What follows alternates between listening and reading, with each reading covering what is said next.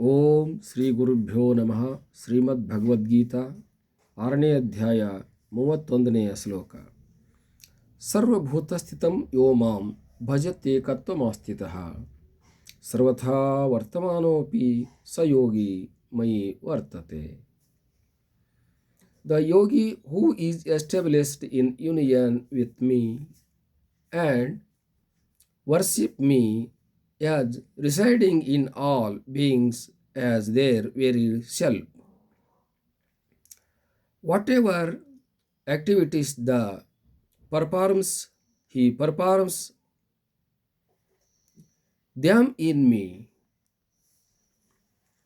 ಯೋಗಿ ಆಗಿರ್ತಕ್ಕಂಥವನು ಹೇಗೆ ಮುಕ್ತಿಯನ್ನು ಹೊಂದುತ್ತಾನೆ, ಅವನ ಚಲನವಲನೆಗಳು ಹೇಗಿರುತ್ತದೆ ಅನ್ನುವಂಥ ತಾತ್ಪರ್ಯವನ್ನು ಹೇಳ್ತಾ ಇದೆ.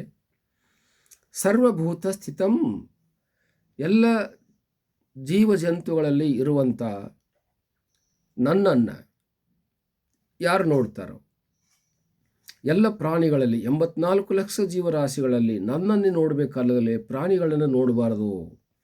ಇದೇ ರೀತಿ ನೋಡ್ತಕ್ಕಂಥವನು ಏಕತ್ವ ಮಾಸ್ಥಿತಃ, ಏಕರೂಪದಿಂದ ನೋಡ್ತಕ್ಕಂಥವನು. ಸರ್ವಥಾ ವರ್ತಮಾನೋಪಿ, ಎಲ್ಲ ಕಡೆಗೆ ಇರತಕ್ಕಂಥ ನನ್ನನ್ನು ಯಾರು ನೋಡ್ತಾರೋ ಅವನು ನನ್ನಲ್ಲಿಯೇ ಇರುತ್ತಾನೆ. ನನ್ನನ್ನು ಎಲ್ಲ ಜೀವರಾಶಿಗಳಲ್ಲಿ ನೋಡಿದವನು ಯಾವಾಗಲೂ ಕೂಡ ನನ್ನಲ್ಲಿಯೇ ಇರುತ್ತಾನೆ. ನಾನು ಅವನಾಗಿರುತ್ತೇನೆ, ಅವನು ನಾನಾಗಿರುತ್ತೇನೆ ಅನ್ನುವಂಥ ತಾತ್ಪರ್ಯ. ಕಾರಣ ಏನಂತಂದರೆ, ಎಲ್ಲ ಜೀವಜಂತುಗಳು ಕೂಡ ಭಗವಂತನ ಅಸ್ತಿತ್ವವನ್ನು ಹೊಂದಿರತಕ್ಕಂಥವುಗಳು, ಭಗವಂತನ ಚೈತನ್ಯವನ್ನು ಹೊಂದಿರತಕ್ಕಂಥವುಗಳು. ಅವುಗಳ ಆಧಾರದಲ್ಲಿ ಈ ಜಗತ್ತು ವ್ಯವಹಾರ ಹೊಂದಿದೆ. ಈ ರೀತಿಯಾಗಿ ತಿಳಿದಿರ್ತಕ್ಕಂಥವನು ಮಾಂ ಪಶ್ಯತಿ ಅನ್ನುವಂಥದ್ದು. ಯಾರು ನನ್ನನ್ನೇ ನೋಡಬೇಕು. ಒಂದು ಮನುಷ್ಯನಿಗೆ ಪ್ರಾಣಿ ಕಂಡರೂ ಕೂಡ ಆ ಪ್ರಾಣಿಗಳಲ್ಲಿ ಪ್ರಾಣಿ ಅಂತ ನೋಡಬಾರ್ದು, ಅದನ್ನು ಆತ್ಮ ಅಂತ ನೋಡಬೇಕು ಅಂತ. ಒಂದು ನಾಯಿ ಬಂದರೂ ಕೂಡ ಅದನ್ನು ನಾಯಿ ಎಂದು ನೋಡಬಾರದು, ಅದು ನನ್ನ ಆತ್ಮ ಅಂತ ನೋಡಬೇಕು. ಆತ್ಮ ದೃಷ್ಟಿಯಿಂದ ಅದನ್ನು ನೋಡಬೇಕು, ಅದರಲ್ಲಿ ಒಂದು ಆತ್ಮ ಇದೆ ಎಂದು ನೋಡಬೇಕು. ಇತರೆಯಾಗಿರ್ತಕ್ಕಂಥ ಬೇರೆ ಯಾವ ಜೀವಜಂತುಗಳು ಬಂದರೂ ಕೂಡ ಆ ಜೀವಜಂತುಗಳಲ್ಲಿ ನನ್ನ ಆತ್ಮವನ್ನೇ ನೋಡಬೇಕು. ಅದನ್ನು ಪ್ರಾಣಿಯ ದೃಷ್ಟಿಯಿಂದ ನೋಡಬಾರದು, ಸಾಮಾನ್ಯವಾಗಿ ವ್ಯವಹಾರ ದೃಷ್ಟಿಯಿಂದ ನೋಡಬಾರದು. ಅದನ್ನು ಆತ್ಮದೃಷ್ಟಿಯಿಂದ ನೋಡಬೇಕು, ಬ್ರಹ್ಮ ದೃಷ್ಟಿಯಿಂದ ನೋಡಬೇಕು, ಸ್ವರೂಪ ದೃಷ್ಟಿಯಿಂದ ನೋಡಬೇಕು. ಮತ್ತು ಅಲ್ಲಿ ದೇವರ ಅಸ್ತಿತ್ವ, ದೇವರ ಸ್ವರೂಪ, ದೇವರ ಚೈತನ್ಯ ಅನ್ನುವಂಥದ್ದನ್ನು ಗಮನಿಸಬೇಕಾಗಿರುತ್ತದೆ. ಹೀಗಿರುವುದರಿಂದ ನನ್ನ ಆತ್ಮಸ್ವರೂಪವನ್ನು ಎಲ್ಲ ಕಡೆಗೂ ಇದೇ ರೀತಿ ಯಾರು ನೋಡ್ತಾರೋ ಅವರು ನನ್ನನ್ನೇ ನೋಡಿದಂತೆ ಆಗುತ್ತದೆ. ಅದರಲ್ಲಿರ್ತಕ್ಕಂಥ ಆತ್ಮವನ್ನು ಇವರು ನೋಡಿದರೆ ನಾನು ಅದರಲ್ಲಿರುವ ಆತ್ಮವೇ ಆಗಿರುವುದರಿಂದ ಇವರು ನನ್ನನ್ನೇ ನೋಡಿದಂತೆ ಆಗುತ್ತದೆ. ನನಗೆ ಯಾವ ಜೀವಜಂತುಗಳಲ್ಲಿಯೂ ಕೂಡ ಭೇದವಿಲ್ಲ.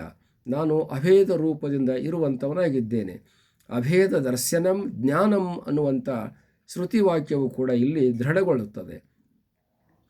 ಅಭೇದ ರೂಪದಿಂದಿರತಕ್ಕಂಥ ನನ್ನನ್ನು ಪ್ರಾಣಿಗಳ ರೂಪದಲ್ಲಿ ನೋಡದಲೇ ಆತ್ಮರೂಪದಲ್ಲಿ ನೋಡಿದ್ದಾದರೆ ಖಂಡಿತವಾಗಿಯೂ ಅವರು ನನ್ನ ಧಾಮವನ್ನು ಹೊಂದುತ್ತಾರೆ, ನನ್ನ ಸ್ವರೂಪವನ್ನು ಹೊಂದುತ್ತಾರೆ, ನನ್ನ ಸ್ಥಿತಿಯನ್ನು ಹೊಂದುತ್ತಾರೆ, ನನ್ನ ಅಸ್ತಿತ್ವವನ್ನು ಹೊಂದುತ್ತಾರೆ.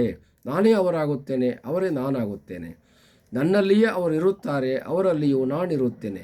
ಯಾರು ಎಲ್ಲ ಕಡೆಗೂ ಆತ್ಮವನ್ನು ನೋಡ್ತಾ ಇರ್ತಾರೋ ಅವರಲ್ಲಿ ನಾನೇ ಆಗಿರ್ತೇನೆ ಅನ್ನುವಂಥದ್ದು ತಾತ್ಪರ್ಯ. ಹೀಗಿರುವುದರಿಂದ ಆತ್ಮನು ಅಂತಂದರೆ ಆಚನೋತೀತಿ ಆತ್ಮ. ಆತ್ಮ ಅನ್ನುವಂಥವನು ಎಲ್ಲ ಕಡೆಗೂ ವ್ಯಾಪಕವಾಗಿರುವುದರಿಂದ, ಆಕಾಶ ಅನ್ನುವಂಥದ್ದು ಎಲ್ಲ ಕಡೆಗೂ ವ್ಯಾಪಿಸಿರುವುದರಿಂದ, ಆಕಾಶವು ಘಟದಲ್ಲಿಯೂ ಇದೆ, ಮಠದಲ್ಲಿಯೂ ಇದೆ, ಮಂದಿರದಲ್ಲಿಯೂ ಇದೆ, ಸ್ಮಶಾನದಲ್ಲಿಯೂ ಇದೆ. ಎಲ್ಲ ಕಡೆಗೆ ಆತ್ಮ ಅನ್ನುವುದು ಹೇಗೆ ವ್ಯಾಪಿಸಿಕೊಂಡಿದೆಯೋ, ಆ ಆಕಾಶ ಅನ್ನೋದು ಹೇಗೆ ವ್ಯಾಪಿಸಿಕೊಂಡಿದೆಯೋ ಹಾಗೆ ಆತ್ಮನು ಕೂಡ ಎಲ್ಲ ಕಡೆಗೂ ವ್ಯಾಪಿಸಿರುತ್ತಾನೆ. ಆ ದೃಷ್ಟಿಯಿಂದ ನಾವು ಹೋದಲ್ಲಿ ಬಂದಲ್ಲಿ ಎಲ್ಲ ಆಕಾಶವನ್ನು ನೋಡ್ತೀವಿ, ಅಲ್ಲದಲೇ ಅಲ್ಲಿರತಕ್ಕಂಥ ವ್ಯವಹಾರವನ್ನು, ಅಲ್ಲಿರುವಂಥ ಸ್ಥಳವನ್ನು ನೋಡದಲೇ ಹೇಗೆ ಸಂಚಾರ ಮಾಡ್ತೇವೋ ಹಾಗೆ ಈ ಆತ್ಮ ಅನ್ನುವಂಥದ್ದು ಎಲ್ಲ ಕಡೆಗೂ ವ್ಯಾಪಿಸಿಕೊಂಡಿರುವುದರಿಂದ ಆತ್ಮವನ್ನು ನೋಡ್ತಾ ಮನುಷ್ಯನು ಆನಂದವನ್ನು ಅನುಭವಿಸಬೇಕಲ್ಲದಲೇ, ಆತ್ಮವನ್ನು ನೋಡ್ತಾ ಮನುಷ್ಯನು ವ್ಯವಹರಿಸಬೇಕಲ್ಲದಲೇ, ಆತ್ಮವನ್ನು ನೋಡ್ತಾ ಸುಖವನ್ನು ಅನುಭವಿಸಬೇಕಲ್ಲದಲೇ, ಆತ್ಮವನ್ನು ನೋಡ್ತಾ ಜೀವಿಸಬೇಕಲ್ಲದಲೇ, ಆತ್ಮವನ್ನು ನೋಡ್ತಾ ತನ್ನ ಸರ್ವ ಕರ್ಮ ಸಮರ್ಪಣೆ ಮಾಡಬೇಕಲ್ಲದಲೇ ಇನ್ನೊಂದು ಬೇರೆ ಮಾಡಬಾರದು. ಈ ರೀತಿ ಯಾರು ನೋಡ್ತಾರೋ ಅವರು ಬ್ರಹ್ಮಜ್ಞಾನಿಗಳು, ಅವರೇ ಮುಕ್ತರು. ನಾನೇ ಅವನಾಗಿರ್ತೇನೆ, ಅವರು ನಾನಾಗಿರ್ತೇನೆ ಅನ್ನುವಂಥ ಅಭಿಪ್ರಾಯವನ್ನು ಇಲ್ಲಿ ಹೇಳಲಾಗಿದೆ. ಹರಿ ಓಂ ತತ್ಸತ್.